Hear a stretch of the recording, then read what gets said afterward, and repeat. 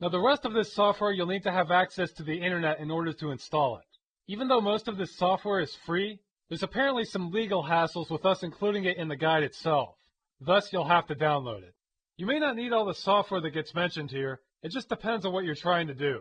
If you're not sure, I'll explain what each program does so you'll know whether you need it or not.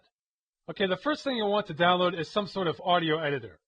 In this tutorial, I'll be teaching some basics of audio editing since that's a big part of making movies. I myself use a program called CoolEdit 2000, but since it's over 8 years old, Luis has told me I should use something a little more modern. So with that in mind, I'll be going over two different editors, Adobe Audition and Audacity. If you want to follow along, you'll need one of those programs. Adobe Audition is commercial software that's quite powerful, but it does have a free trial mode you can use for 30 days, I believe. In order to get a copy of that, open up a web browser. Now use a search engine and look up Adobe Audition. And I apologize if this part seems completely obvious to you, but since this is a guide, we can't make a lot of assumptions on what users already know. I promise the whole guide isn't this self-evident. Anyway, we want the first link here.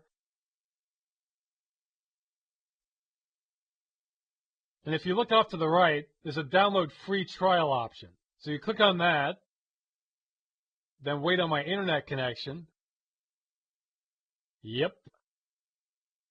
And Adobe, like thousands upon thousands of other websites, wants you to set up an account with them. You'll have to click on this option to the left to create a new account.